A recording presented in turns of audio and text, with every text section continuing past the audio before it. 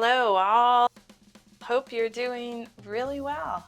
Today, I wanted to talk about, as a therapist, what are some things that I don't do, or I try my best to avoid. I am not perfect. And what I do instead. Number one, the first thing I don't do is I don't ask personal questions.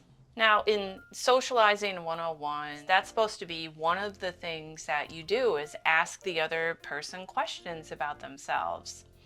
And at a general level, I think that that's okay. And I also want to be clear that I'm not shy about asking people questions. I ask people questions about stuff that nobody wants to know about, such as whether or not they're suicidal, the worst experiences of their life, how it feels that your child died. So I am able to and comfortable asking really uncomfortable questions to people. But I also know that some of these things, if you start asking people questions, you may be opening up a can of worms that you didn't even know that you were opening up. And it is my understanding, in terms of etiquette and being polite and being social, the main purpose of it is to really help the other person to be comfortable. And if you start asking them questions and they are things that end up making them uncomfortable, unbeknownst to you, then you've really done the opposite of what it is you're trying to accomplish socially. For example, a question that seems pretty common, not unusual, nothing particularly private is, oh, do you have any children? Again, like I mentioned, some people talk about that they have a child that's died. This can be actually a very upsetting question. Really want to talk about, particularly with someone they don't know or some kind of function where the person may want to compose themselves. So depending on the types of questions you ask, like what do you do for work? Do you have any children? Are you married? All of these things that just seem like basic questions could really upset things. If they're having marital problems, they just lost a spouse, they're having issues with their work. That doesn't mean that we never get to these kinds of things. What it does mean though, and so what I do instead is I wait for the person to bring something up. Then that signals to me, that cues to me that this is something they're okay to talk about. So for example, someone might say, my son is coming into town next week and we're going to go to St. Pete Beach. It's pretty safe then to ask a question about the son, such as, oh, where is he coming from? Because you know that he or she has a son, that they're coming into town, something kind of vacation-y. So then to continue with that conversation, then just say, oh, where is he coming from? And then the conversation can go from there. So that's how I would do it. And in that way, no one feels awkward. I don't feel awkward or bad for bringing up something that's upsetting to them, and they don't feel put on the spot that they need to answer my question or talk about these things so that they're not perceived as rude. Second thing that I don't do as a therapist is I don't get into people's drama. So there are many people that you don't have to ask. They will bring the drama to you. And although I have a certain set of skills that I could use potentially to assist or understand, I am a helper. That doesn't mean that I get involved in those things. And the reason that I don't, it's because I need to have balance in my life, that the work that I do, it's already dramatic enough. The stories that people tell me, that there's so much to it.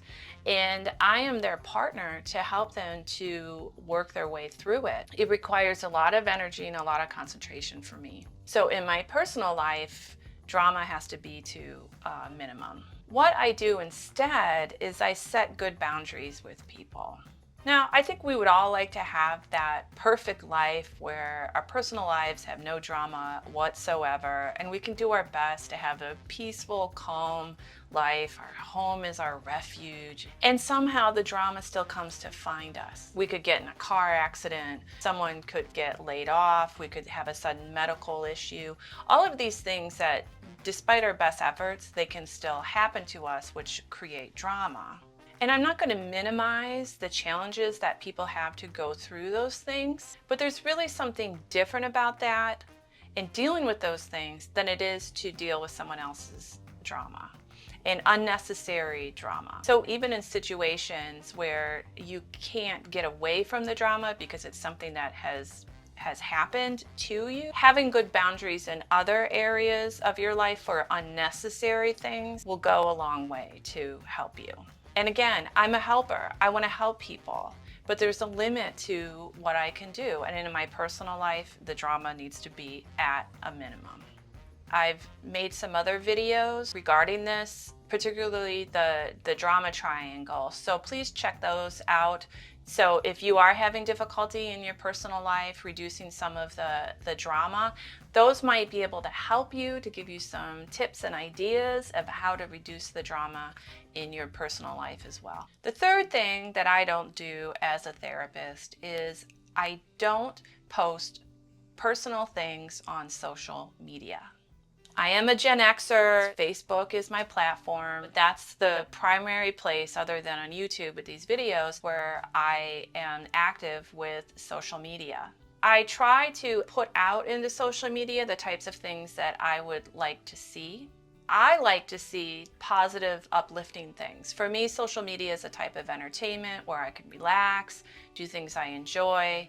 And again, this is yin-yang for me. I, all day, am dealing with some of the worst situations that people can go through. And I cannot maintain this all the time.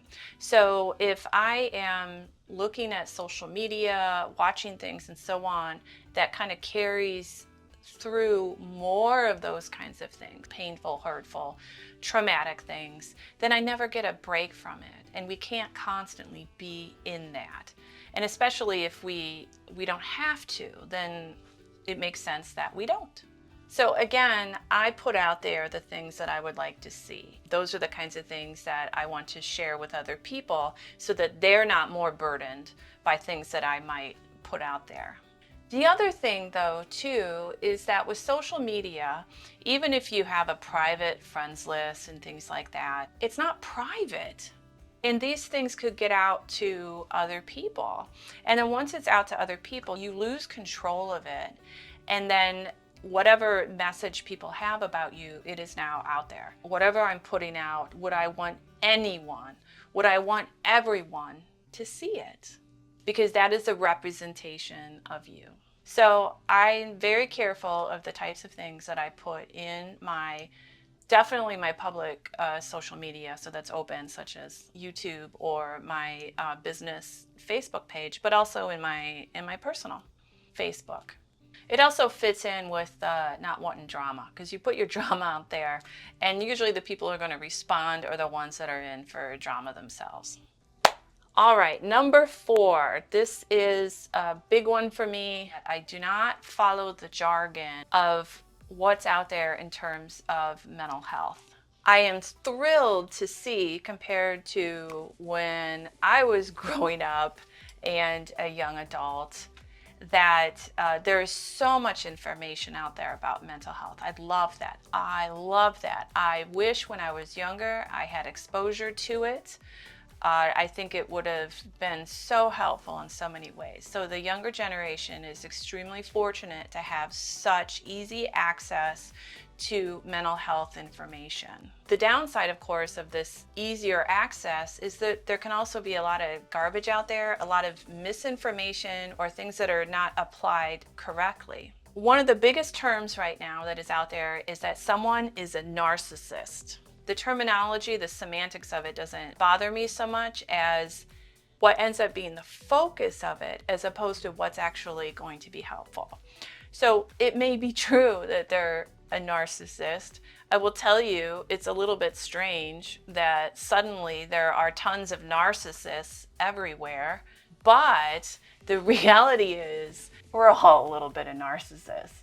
And with that in mind, I stick to my guns with my clinical skill. Even things that are research-based, evidence-based in psychology, I still do my research. I don't take it at face value, and I just use my own experiences and all of my wealth of information to pull it together and then move forward with that. What I do know is that the trendy term right now is narcissist, but there's also been schizo or schizophrenic, split personality, manic depressive, borderline, all of these things that were the click words at some point. It's not even just that if the terms are not applied correctly, it's meant to just put people in a category and call them bad. And that somehow that these people in this category have wronged me and somehow I'm some kind of victim. Then there's more focus on the bad behavior of another person and not enough focus on yourself and what you can do to improve your life, to make good choices, set good boundaries, and take control of your life, where then it doesn't matter what the other person is doing. It doesn't matter what you call it. It doesn't matter.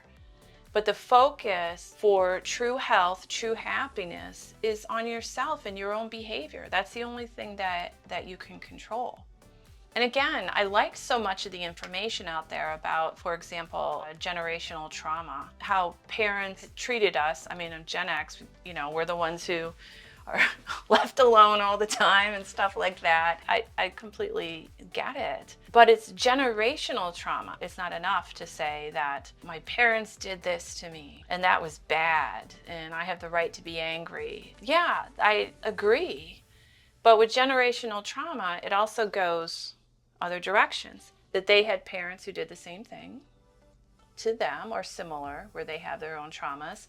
And you as a parent, if you have children, or maybe you're in influence of some children as a caregiver or a relative, it's likely that they may have the same perception of you. And what would make sense to you? How would you like for your behavior to be interpreted? What kind of compassion would you like to have with your behavior and how one interprets that and where that's coming from? Would you like the grace of understanding that yes, this is generational trauma and it goes on down the line? Or would it be, nope, this comes from my parents, this is trauma, that's it? How would you like to be treated? What kind of grace would you like to be given? My point is then, with the trendy mental health stuff, we really need to understand how to apply it. And so I don't take things at face value, I do my research, and then I apply it from there. And if it seems a little too good to be true, it probably is. And also, if it doesn't also take into account your own personal responsibility, it's inadequate. Oh, somebody just showed up for therapy, so I gotta go. Anyways, that's my 4 things that as a therapist that I don't do and what I do instead. And that's all I have for today. My name is Bethany Brunn. I'm a licensed mental health counselor about to go on duty.